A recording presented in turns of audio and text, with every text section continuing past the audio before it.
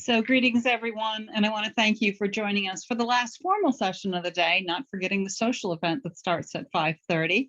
I really appreciate you taking the time, and I hope you've had a good summit so far. I'm here today to talk to you about partnerships and a key partnership to solving a data problem. Institutions have been investing billions on teaching tools and resources, and you all know this. You've spent a lot of time laboring over it to improve students' learning experience on both online and in-person courses. So faculty, instructors, advisors have a lot of stuff at their disposal tool-wise. And if the tools generally are used as intended, they can be effective. Furthermore, if the tools are proactively developed and informed by learner data, they can strongly support successful pedagogical approaches. The partnership between tool providers and the academy is promising and can be mutually beneficial. These tools can provide actionable information for instructors and faculty to personalize learning journeys to improve student outcomes, for advisors to proactively provide support and guidance. But the challenge is when the professors or instructors or faculty use multiple tools, they have to juggle, they have to manage, they have to understand siloed, disaggregated learner data, which isn't very helpful and is ultimately confusing. They have to find the signal in the noise. This data needs to be accessible, understandable, and actionable. And today we're going to talk about how to fix higher ed's data problem. I'm Cathy O'Bryan. I'm the CEO of Unison, and I'm very pleased to be here today with Joe Rohrlich, who is the CEO of TopHat. Excellent. Well, thank you, Cathy. Great to be here as well. And I would just say, part of why we were excited to participate in this with Cathy and with Unison is that we share a similar point of view, which is that ultimately there's an incredible opportunity to help solve this modernization of the teaching and learning experience. But the key word here really is solving it at scale. And I think that is where partnership becomes really the operative word. And the question is, how do partners create that kind of consistency and scale that enable this crawl, walk, run to modernizing the teaching and learning experience? In terms of our agenda, we'll say, we're gonna keep this fairly brief. I think Cathy and I would both love some questions before the social hour, and hopefully not to hold you up on that too much. We want to give a little bit of insight in terms of student experience from what we are seeing around educational technologies. Talk a little bit about how TopHat, along with the UDP, can be used to help to sort of solve some of these strategies around data, and then a few insights that we've been learning along the way here that we think will be helpful. And so we'll kind of start with the first piece here around student perception, and we can jump into that, Cathy. Sure. So TopHat is perhaps best known for providing a dynamic courseware platform for teaching and learning in higher ed. But you've also published a number of student and faculty reports throughout the pandemic. What does the data you've collected tell us about student learning experiences? I think that rather than sort of reading each of the data points on here, I think the takeaway, which is something, ironically, I've spent a lot of time with some of the folks on the phone here over the past year, something I've heard from many of you. The key word is fragmentation that's starting to emerge for students, which as one of the Unison partners schools explained to me, they said really the core pedagogical concern here is that the cognitive load is being spent on learning the tools, learning all these new applications in each course versus engaging in the learning. And then the same thing for the instructor versus being able to engage in teaching. And oftentimes, we hear this from the administrative side come up as a challenge around tool proliferation. We'll oftentimes hear it. But I think what we hear about from students is almost a bit of an eye roll on the number of tools that they're assigned across their courses. And this is something that we know coming out of the pandemic has only grown. I mean, there's been a lot of compelling innovation around teaching and learning technologies, and that's maybe the upside. One of the downsides is this feeling that I'm being assigned too many tools. I'm having to spend too much energy navigating between those. And obviously there's a hidden cost to all of that from an economic perspective as well. So I think, where we kind of want to go with this is to ask the question, what can partnership look like?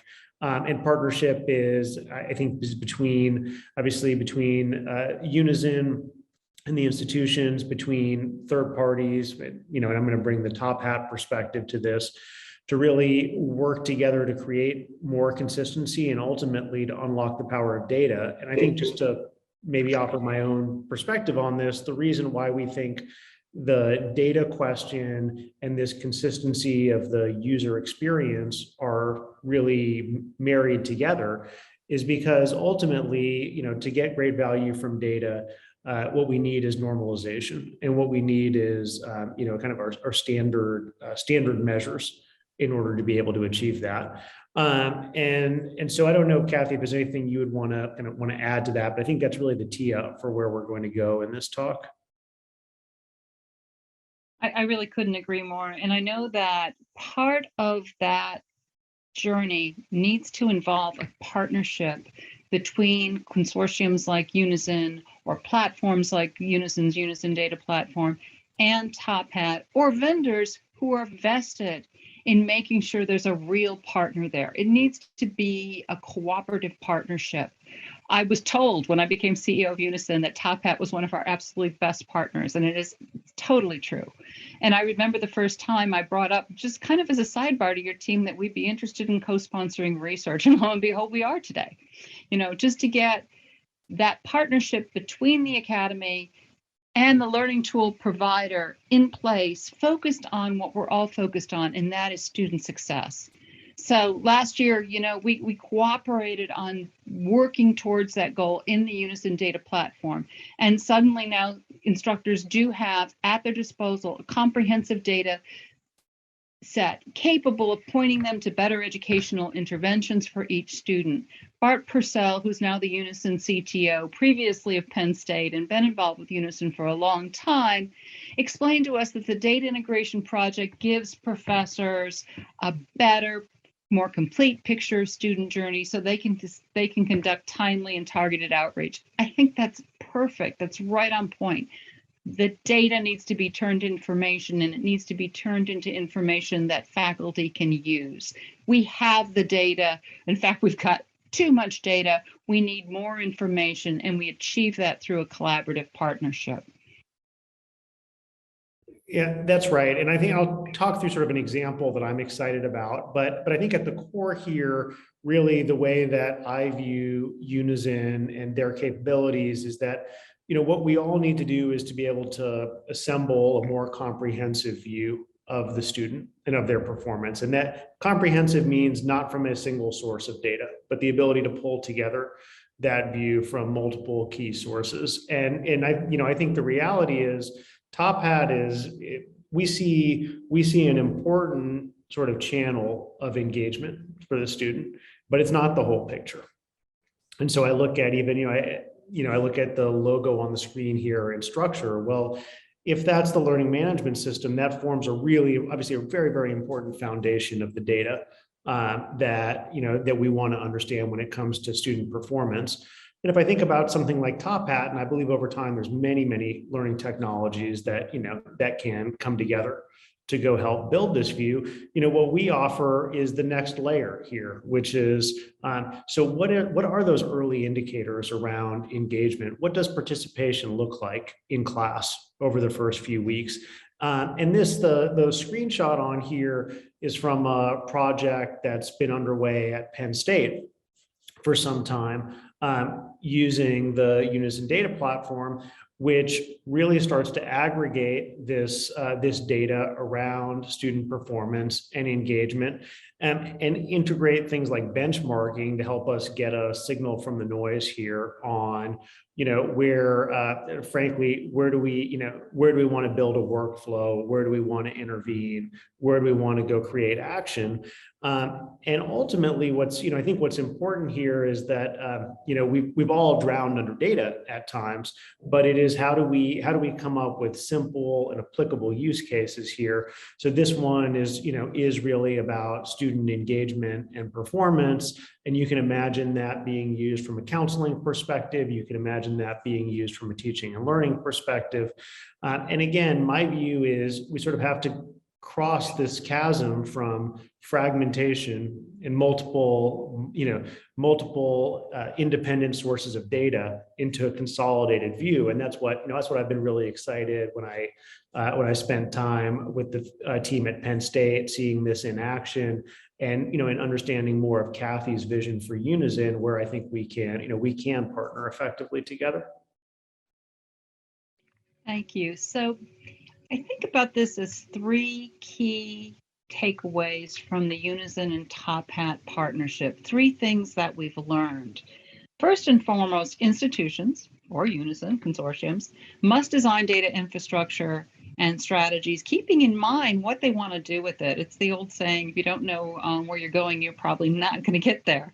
You need to collect data that enables you to support individual student success and deliver a more personalized experience to the students at scale.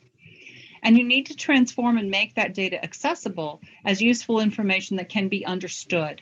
And of course, it needs to be aggregated at an individual record and anonymized if appropriate.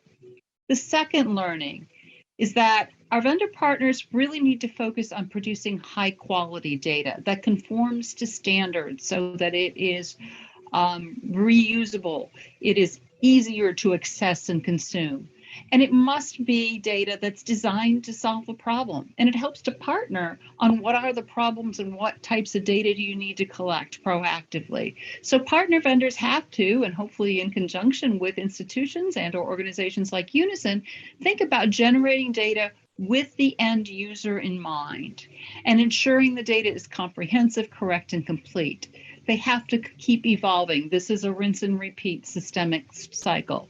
And learning number three, the other key takeaway I'd bring up is that institutions and vendors need to work together to make sure students derive value from their education. There's more and more pressure on the academy to produce, to prove its value. And this means that together we've got to work effectively to define the problem, navigate through the change that's necessary, and continue to look at ways to bake learning principles into the way our mutual resources are used and optimized. Create a systemic cycle of feedback is absolutely important, so you're continuously improving. That takes a relationship, that takes a partnership, and when you've got it, it's just absolutely great. So I'll kind of pick up on what Cathy set up there, and I want to talk a little bit about maybe this first idea, give a couple of examples that hopefully bring it to life a bit more. I think we need to view data as a journey, and it's change management in effect. And when you think about change management, there's the crawl and the walk and the run. And a lot of in the crawling and the walking phase, what we need to look for are those early wins that culturally help our organizations to really wrap their heads around the value of this data and this insight within the context of their daily roles, their objectives. And I believe this is maybe often an overlooked, but very, very important item. And so if we go to the next slide here, just to illustrate this concept, I think the takeaway is not just that the data is designed or should be designed for instructors, but it's really that by isolating the users, the people who we need to ultimately create value through this data, we can come up with great small data opportunities to build those early wins. This is an example, this screenshot here is an example of the sort of report that an instructor would get through TopHat on a weekly basis to understand who's falling behind from a comprehension standpoint within their small formative assessments happening in our platform, within reading, and where are students who may need help, or I think even more importantly, what are concepts that are not landing, not being understood by students. And I view this as a small nudge. I think what's important, often from a design standpoint, what we've seen is that these nudges should be open-ended rather than nailing in the solution. Here's the action that you need to take. It's instead sort of teeing up this may be an area where you can bring your own curiosity and say, okay, something is not working around this question. Or these are students that do appear to be struggling, and I may want to just go ask them a check-in question there. But again, I like this example because I think it's kind of easy to understand, and it's indicative of those kind of small wins that culturally start to help everybody across a complex and distributed organization start to understand the power of this data. You can go to this next slide here, next example. This is a faculty member with, I think, an incredible sort of story that brings this to life. This is at Kansas State University, and this is Katie Thompson Laswell. And she teaches a course that's got about 200 students in each classroom. And one of the things she's been looking for is, how do I create the sense of one-to-one engagement with each of my students? And in the way in which she's using TopHat is really as a platform on top of her learning management system to reimagine her textbook, to reimagine engagement in her classroom and create consistency before and during class. But where data comes into play here in this example is because she has 75 formative questions interspersed through each chapter of her textbook.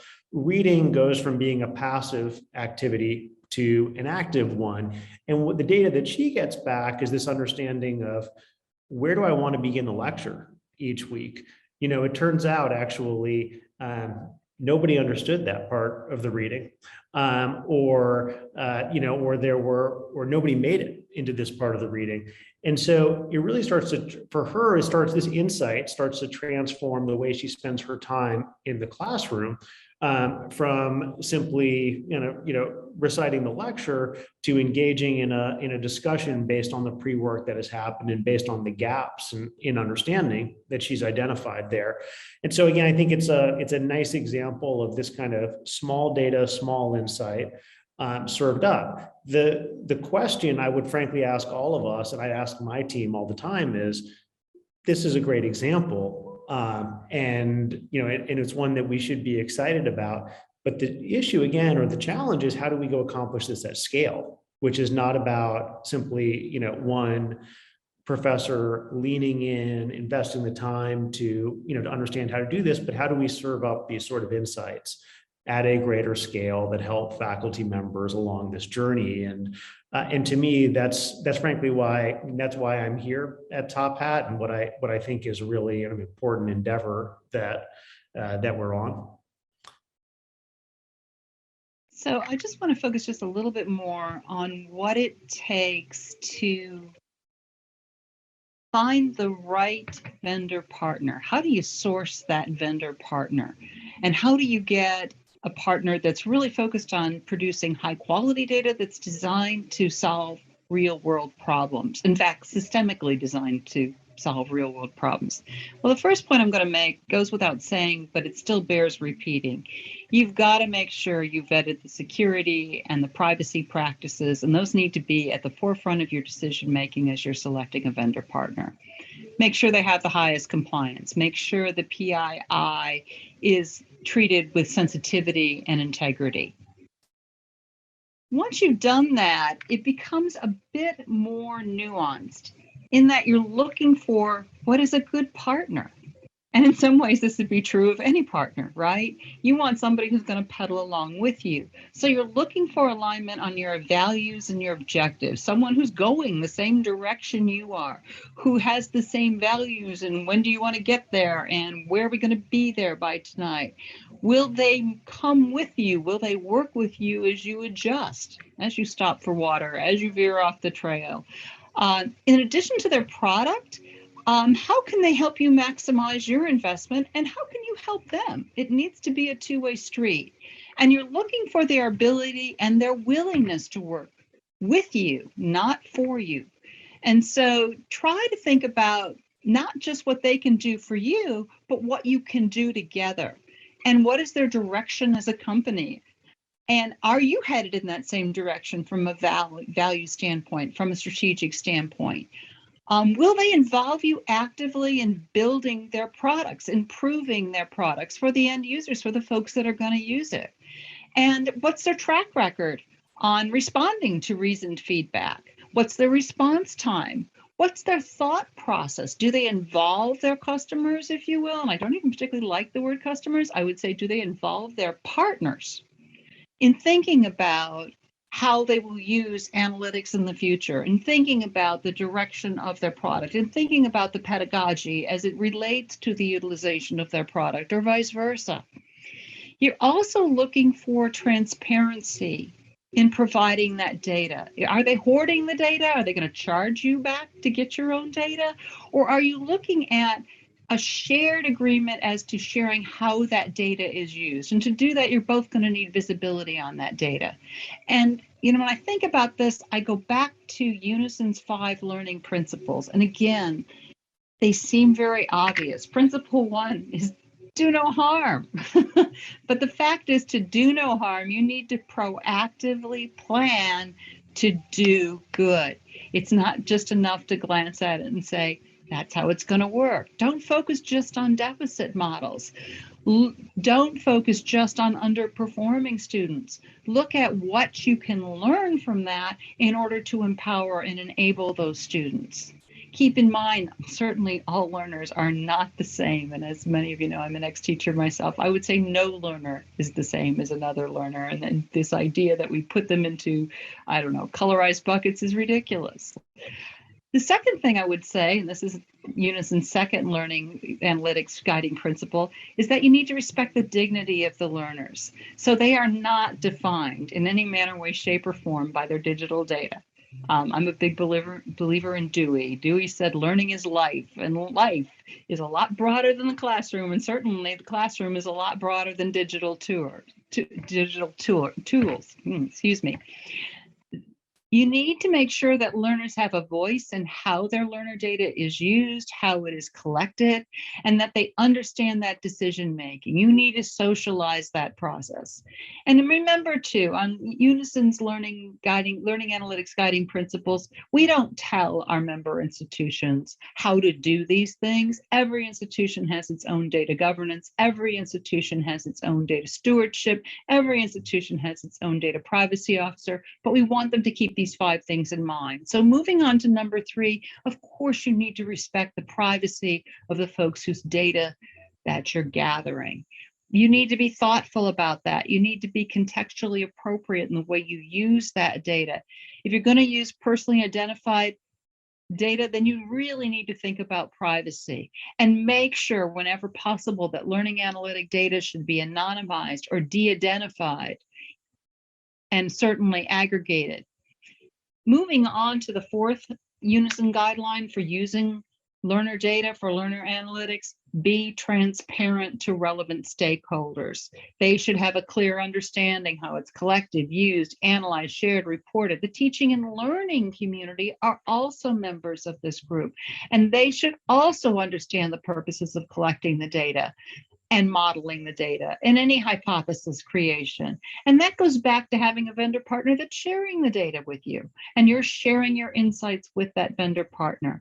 The last principle, again, it's an obvious one, and we never tell our members how to do this, but you need to have accountability structures to do these things, to apply these principles.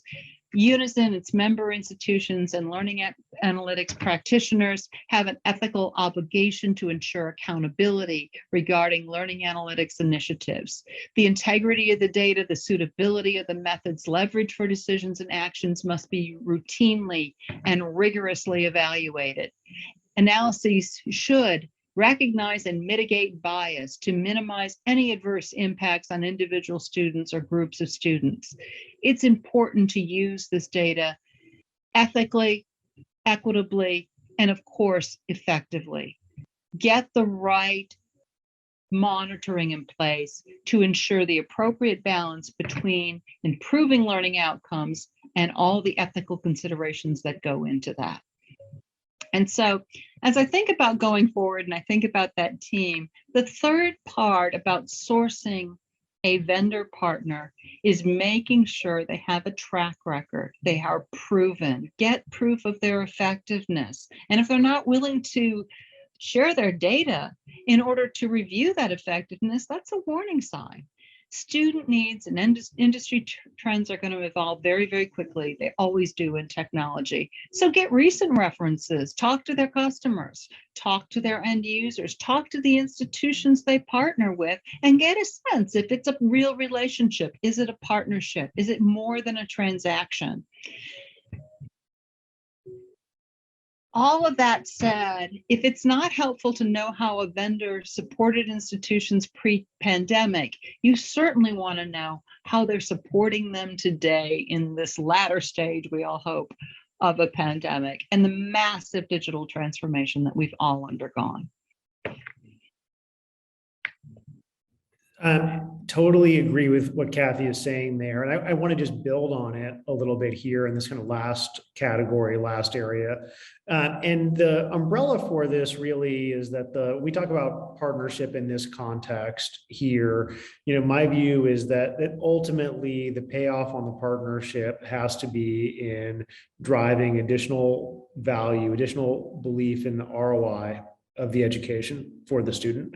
And that's at the core, really at the core of our mission. And it's the efficacy question we have to ask, as we move forward. I want to offer a little bit of an insight and perspective as a partner, as a CEO of an education technology company, in terms of what I think is healthy and helpful from, as regards to making a great partnership. If we go to the next slide here, I think this is a really important idea. This is something I find, I think we can improve on, frankly, which is that, we need to be crystal clear, I think, mutually on the definition of success here. And we talk about, we think about data, there's the opportunity to garner insights and to build smart innovations off of those insights. But there's also the power of data to help us understand, are we moving the needle or not on our ultimate goal here? And when it comes to moving that needle, obviously there are the lagging indicators, the ultimate outcomes. But to me, one area I would really encourage everybody to think about is, how do you challenge your vendor partner, your partner, to really identify the right leading indicators that tell us, are we moving the needle here? Are we going in the right direction? And so for me, that looks like these may be related to usage. I oftentimes think, it's most important just thinking about the maturity curve of usage. It's not just about in our case, it's not just about our faculty members logging in using TopHat for something like attendance, but are they moving up this maturity curve of transforming their courses, getting to better value for their students and better insight through that? So what are the measures? What do you want to hold us accountable to? What does success look like at the end of the next year or the year after that? And I think what you'll find is there's a growing desire and urgency from organizations like TopHat to say we want to be aligned and we want to be held accountable to those sort of shared metrics of success. Because ultimately, I oftentimes say I don't want to sit in a QBR a year from now and have us both go, we don't know if we've made an impact. We want to be clear on that. And last thing I will touch on here, and this is I think this is our last sort of formal prepared slide, other than the closing here, is that I do believe from our vantage point that at TopHat that we have a great opportunity, a really unique opportunity with regard to teaching and learning to start small on the data collection and really capture those early indicators. Everything that's happening before the midterm, everything that's happening in the classroom and in the before class experience, and that this is one of the, this is one of the unique enablers of technology in this context. The traditional textbook doesn't really allow us to do that. We don't know how they're progressing through the material or how they're engaging with it. But I think this is one of the unique opportunities to leverage technology in order to get much stronger insight and more predictive insight. And so it's an area that we're certainly committed to working on. It relates to our roadmap, and the way in which we're partnered with Unizin is a very important part of that. So I think with that said, Cathy, I'll pass it back to you. And I think we've got a couple minutes for questions, but I'll let you take it from here.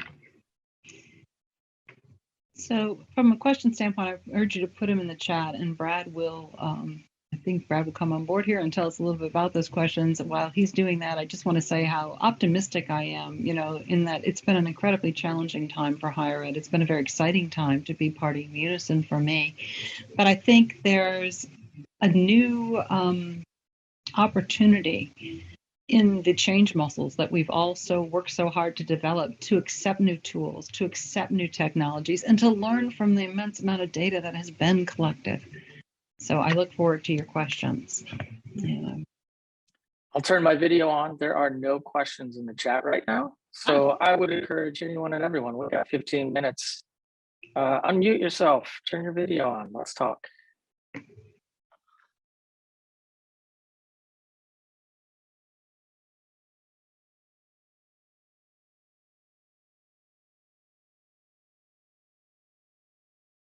I fear we may be suffering from the last session of the day. And I don't want to keep anyone from that last session of the day. I just saw someone put something in chat. I don't have any questions, but Jay's going to turn his video on. So Jay's also from TopHat here. Welcome him. I do want to take a moment then. I'll say this, a shameless plug here. We have a social networking with Spatial Chat at 5:30. And if you're not playing the CVent game and getting points for visiting the exhibit hall, going to various sessions, I urge you to do it. All I'm going to say is Ember, Yeti Cooler, and iPad Mini. Y'all have a lovely evening. And don't forget, tomorrow our keynote is Kristen Summers. She is a self-care expert.